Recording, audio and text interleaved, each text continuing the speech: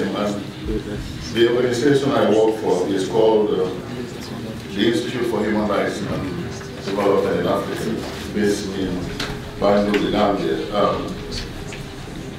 Banjul, in Gambia, in the sense, we work on strengthening the African human rights system, and Banjul is where the African Commission is based. So we've been in Gambia since 1998, and we summarize our work, our activities in 3 simple words. We say we defend, we educate, and we inform.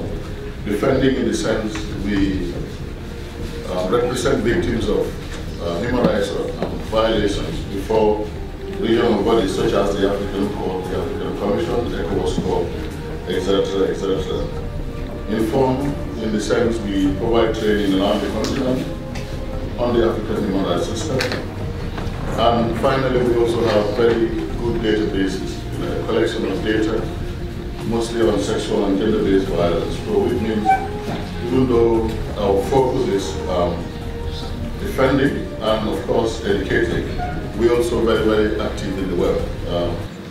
So it's definitely an honor, coordinator of AFRICTIVISTES, my colleagues from civil society. I bring you greetings from Banjul, and it is, as indicated, my honor and privilege to deliver these remarks. Distinguished ladies and gentlemen, the question of democracy and human rights in Africa is one that often renders our leaders very uncomfortable, whereas these are indispensable concepts at all levels of development. Democracy as a system of government has become an important parameter to measure good governance, development, and acceptability in the Committee of Nations. In addition, issues of internal security, conflict resolution have been found to be inherent in democracy. Democracy is particularly known to mean government of the people, by the people, and for the people. It inherently denotes an open system of government wherein there is room for participation of the people, especially non-state actors like ourselves, in decision-making processes, a system wherein there is sufficient flow of information. It denotes a system of government whereby non-state actors are able to execute checks and balances on those in power to ensure transparency and accountability. It is a system that attaches values to equality and freedom of our people. According to the World Justice Project, open government and constraints on government powers are very key indices to assess the level of respect for human rights in a country. It therefore goes without saying, ladies and gentlemen, that democracy is an inherent component of human rights. Modern history holds that democracy began to infiltrate into Africa when the political will of change started growing across the continent in the late 80s and early 90s, necessitating a deviation from the single-party, autocratic post-colonial system that had long been in place in most of our countries. Demand for change often came about because both military and civilian governments failed to alleviate poverty, unemployment, and oppression, and had not provided their citizens with such basic services as healthcare, housing, and education. Administrative inefficiency, political corruption, economic mismanagement, and social decay had further undermined the authority of autocratic leaders and national institutions. These unpalatable conditions led to the popular demands for reform throughout Africa, and these demands for change culminated in the conduct of elections, which many of our leaders have erroneously upheld as the main concern in matters of democracy. Ladies and gentlemen, 25 to 30 years since the advent of democracy in Africa, the very deplorable socio-economic and political circumstances that had initially necessitated the call for change are still very much present and alive all over the continent.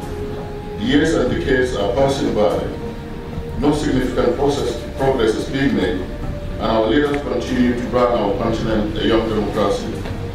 No doubt there has been incessant craving for change, for new regimes, new leaders, and new systems in our countries, whereas a lot of our leaders are neither willing to change nor consider the aspiration of their people.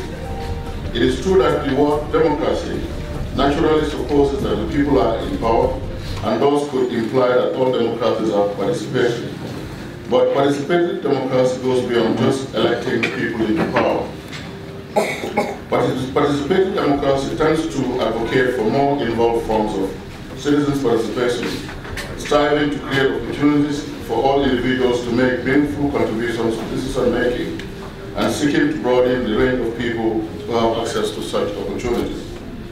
Participatory democracy is a fundamental asset to development, as this ensures the rule of law, the protection of fundamental human rights, peace and stability. It ensures personal freedoms and equality, and allows people to take responsibility for their choices and decisions about government policies. Although participatory democracy is endowed with such a wealth of values for the welfare of nations, there sadly still remains numerous challenges in Africa. These challenges can be classified as political and socio-economic. To begin with, we remark that many African countries that made the transition to democracy in the 20th and 21st century have still not been able to put in place credible democratic institutions. Politically speaking, there is serious lack of goodwill and good faith in a lot of African leaders. The same leaders who came to office thanks to the ways of democracy are the ones now resisting the merits of democracy and constitutionalism, just in a bid to remain in office. This tendency has resulted in the most current and terrible threat to democracy, an obvious leadership failure in the African continent, which is the manipulation of electoral laws and processes. The very recent experiences in Burundi tell us everything we need to know about the subject. To add, most of our leaders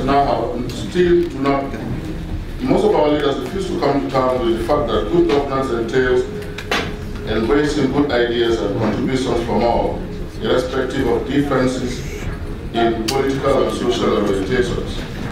Our leaders are still reluctant to accommodate and cooperate with opposition candidates, media, and civil society actors. Former head of state of Ghana, Jerry John Rawlings, once said, "The fact that it is still a serious challenge to ensure democratic dividends for women, youth, the disabled, ethnic minorities in Africa, to mention but just a few intensely, for more than half a century, after achieving political independence, and after decades of having been acknowledged by practicing democracy.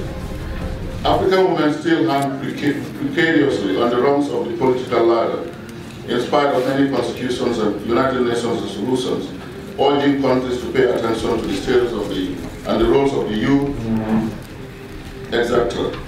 Further, the hostility on the part of most African governments towards actors who speak out and advocate for change is a serious challenge to the advancement of participatory democracy in Africa.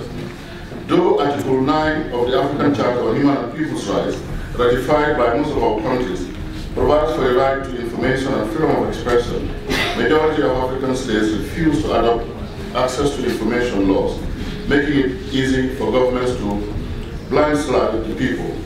Concurrently, the enlightened few who are brave enough to speak up about democracy issues that affect the masses, mostly after the sledgehammer of government forces. In the episode statement on the 57th ordinary session of the African Commission, the Article 9 reported that over 30 cases of attacks on journalists have been reported in Tanzania within the past 5 years.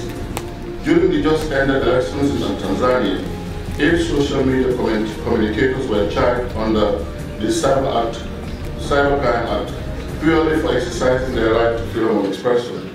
The statement further notes that just between January and October 2015, 71 journalists were harassed in Kenya, while Somalia stands out amongst the most hostile nations to journalists worldwide, with at least 3 journalists killed and more than 40 arbitrarily arrested this year. There have also been reports of closure of media houses in the Gambia and Burkina Faso, all because of their commitment to promote democracy. Such attacks on advocates for democracy and human rights are simply intended to instill fear and resignation. From a socio-economic point of view, due to the endemic poverty ravaging Africans, especially the rural masses, the cause of participating democracy is on the edge. Many people do not have enough resources to provide food, healthcare, education, and decent shelter for themselves, their families, and their families. Besides, governments have not made sufficient infrastructural development to meet these basic needs of their people. While these scenarios are the vectors of the outcry and uprising in some of our countries, a lot of Africans have simply resigned to their fate. They just want to get up in the morning, and of course proceed with their daily life. This sense of resignation has equally translated into a strong sense of apathy vis-à-vis electoral and political process in the continent. People have become fed up with the consistent inconsistencies in our electoral system, thus becoming uninterested in participating with the assumption that the status quo will always prevail. Therefore, in a sense, the self-exclusion of the masses from political processes is in itself a serious threat to the participating democracy we are striving for. Ladies and gentlemen, in the face of these gruesome challenges, what must we do?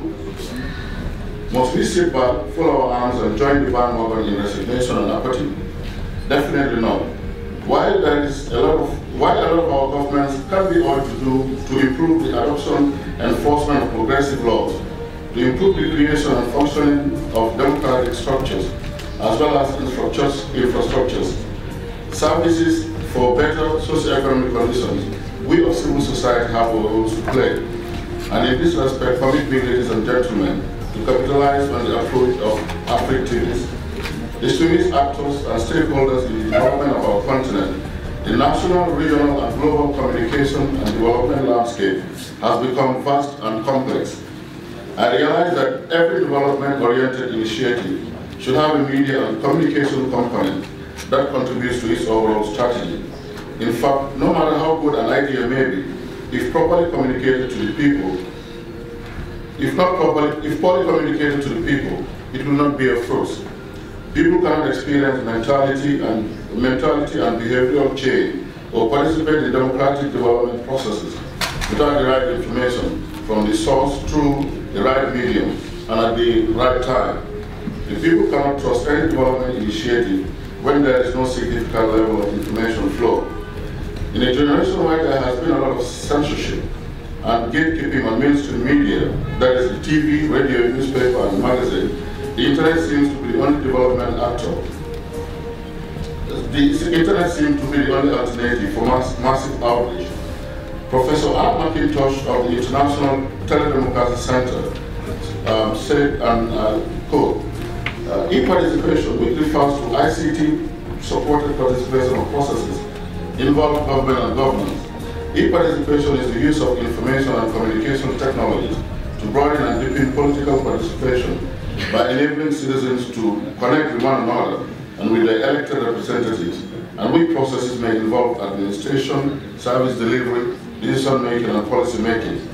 The Internet, especially social media, offers a relatively free marketplace for the free flow of ideas and information, which is very ideal for the libertarian press theory. Today we realize that development institutions and even the mainstream media are all going online. Blogs, Facebook, Twitter, LinkedIn, Instagram, YouTube, and similar platforms can be very powerful for outreach, sensitization, education, mobilization, and advocacy. Recently, Facebook announced it has clocked over 1 billion users, while Twitter talked of hundreds of millions.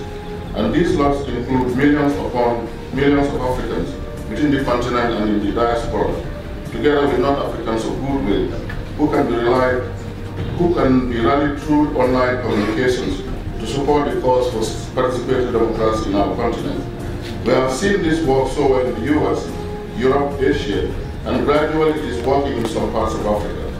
Messages from these media outlets actually sink down to even the authorities that be.